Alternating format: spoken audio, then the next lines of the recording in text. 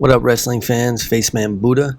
It is Thursday, September 17th, 2015. Hope all of you are doing well. Short blog on last night's NXT, which was Wednesday night. Mostly it's more about Sasha and Bayley towards the end, but I'm not going to read the whole thing. I'm just going to surmise it. I was talking about how it started off pretty good. A couple matches that were in the beginning had some new talent. Dillinger, Danny Burch, who's doing the 10, starting to catch on a little bit more. Obviously needs more time to progress in it and make it work, but eventually it'll work. It was good to see Adam Rose, who was there, who came in. He's being the heel. Now he's going to be the party pooper and poop on everyone's parade and parties and festivities now. Hopefully it'll work for him. He's a real nice guy. People say a lot of good things about Adam Rose. I was a fan of his when he did that NXT, first time he came on NXT with the whole shtick, and he got a "this was awesome" or "that was awesome" chant, which was really cool. And unfortunately, it didn't really work too much in the WWE. It's sometimes hard to translate.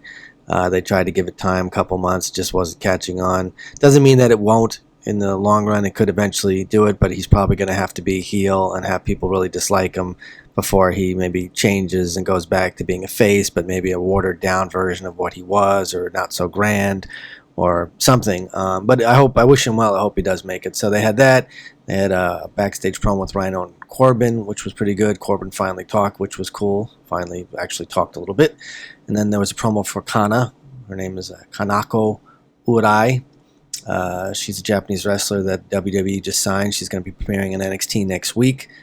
So there's some links for her. All the highlights are links, obviously. This was an article about her being named Asuka. That's going to be her name in WWE and NXT. Again, she'll appear in NXT next Wednesday, which I guess is the 23rd or something like that. 22nd, 23rd, something like that. There's also another match with Tommaso Ciampa and Johnny Gargano. They did a tag team. They were in the quarterfinals match against Rhino and Corbin. Obviously, they won. Corbin at the end of days. Then after that, you had the Vaudevillians, come out and start talking, but they were interrupted basically by Alexis Bliss being the mouthpiece for the former tag team champions, Blake and Murphy. They evoked their rematch clause, which will happen at the next NXT TakeOver, October 7th. Then we got interesting and got to the part that everyone was waiting for. Bayley finally returned. It was very cool because she has a fan, Izzy, which is this girl. She's probably 7 or 8, very cute. I don't know if she's sickly, meaning I don't know if she has cancer or something. Hopefully not. Hopefully she's just a fan and she's not going through anything. I tried to find some information on it, couldn't.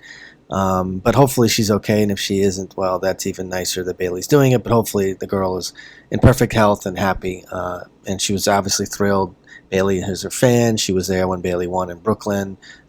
She had the championship belt around her shoulder. She was crying when Bayley won. She was very happy for her. Bayley went and gave her a hug before, and I think even after the match as well, or at least before the match she did.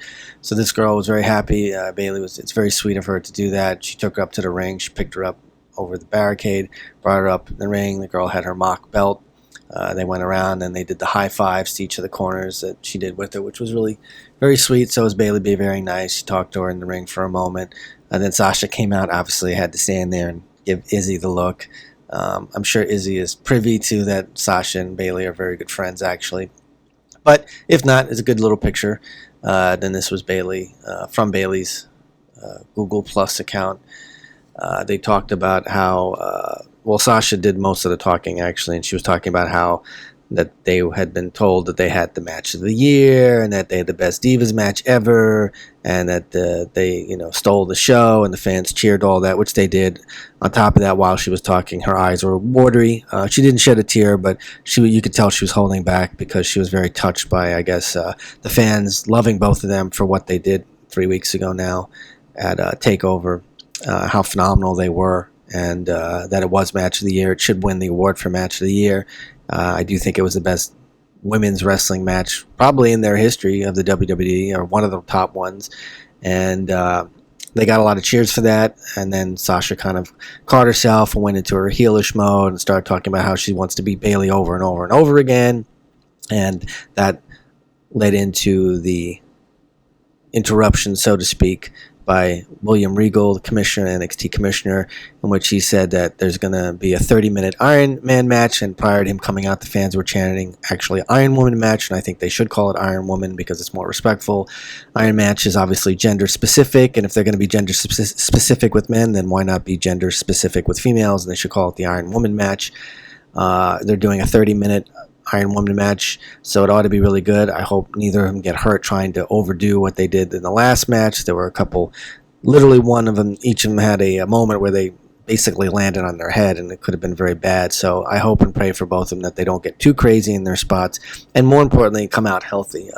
I'd rather see a bad match than see a great match with one of them get hurt, obviously. So hopefully it'll be a great match. I think it sets up for that. I think they have a half hour to tell a great story. I think what's going to help it is now the next 2.5 weeks, maybe 3.5 weeks, whatever, 2.5, 3 weeks of them doing promos, where Sasha's putting Bayley down again and just building up that rivalry, because they had a great promo prior to this match, which really helped it a lot, really set it up. So I hope they try to do the same type of a promo, not verbatim, not saying say the same things, but for them to be able to talk back and forth, maybe have a couple run-ins where they beat each other up a little bit, but I wouldn't have too much interaction because that would be old school style if they have them separated more than anything in the next few weeks and just do a couple walk-bys of each other or trying to get each other but can't. It'll create a feather pitch, so to speak, for them when they finally do get it on. That's one of the things with WWE that's lacking today, that too many times the two entities that hate each other get to each other 2 or 3 or 4 times prior to the so-called pay-per-view match, and it's like, well, what's the point of the pay-per-view match? I don't know why they do that. I guess that's bad writing and Vince McMahon. I don't want to digress into that, but hopefully they do this well. I think they will, because Triple H is running it, so the promos should be good. The one promo that leads up to their match should be great. I think they'll have a couple run-ins. Hopefully they won't get their hands on each other. What'd be funny is maybe have them do a tag match where they have to be partners. Sometimes they do that. They do that ironic spin, which could be funny if they do that. But I just hope this match is going to be really good. If it was on par with the last match, that'd be great. I don't want to, I'm not looking for it to supersede it. That would be wonderful. It did. But they had such a great match. It would be so hard for them to top it. Not that they can't, but it was such a great match. And again, I don't want them getting hurt. So hopefully in that half hour, they can tell a lot of stories. I also suggested that it should be like a no DQ or no count out. Even though the championship can't change hands that way, it should continue and not. I don't know if that goes with the Iron Man match, if there's no DQ and no disqualification and no count out. Hopefully that's already in the stipulations as it being an Iron Woman match, but we shall see. I also hope that there's no interference. I hope they don't do a swerve or something stupid at the end of it and destroy it. They should let these two women go out there like they did at NXT and bring the house down. And also, the other top thing I forgot to mention was that Regal also said that it will be the main event of TakeOver on October 7th, which is great. So they realized that they should have had the women main event last time, which would have been 2 times. Now this will be the first time ever that the women not only are having a 30-man Iron Woman match, first time in history, but are also main eventing a pay-per-view or a special, which will be great. I guess it's not a pay-per-view, but it's still a special, so that'd be great. And then the next thing for them to do is to do a pay-per-view where they main event that, which would be great, and probably won't be an NXT one, but it could be a WWE one, one of their other pay-per-views. I wouldn't stick them on a crappy one, but it would help one of their lesser pay-per-views if they, highlight these two women and do a main event match with them or something, or a tag match, something with them. You don't want to keep seeing them wrestle over and over and over again every month, because that'll get boring. But after this match, which will be their second one, maybe you do another one in another couple months or a month or two, but then give them a break from each other to come back. To keep hitting them each week or every month with a match is going to dull it down a little bit, I think. So I think after this match, maybe one more, which will be like the rubber match, definitive match, and then from there you give them some space for 3 or 6 months, and then you bring them back together again, which I think would be a better idea. So again, it was really great. Last 10 minutes of the segment, or 8 minutes of NXT, to me it was the best part, seeing them talk. It was very cool that Sasha got emotional when she was talking. You can tell she's very not proud in the ego sense, but proud that she's doing what she wanted to do, and that she loves wrestling Bayley. She's talked about that before in regular interviews. She admits that she loves wrestling Bayley, even if she doesn't like her. She starts laughing. So it was really a great moment, and that was my take on it. So thanks for stopping by and tuning in. Peace.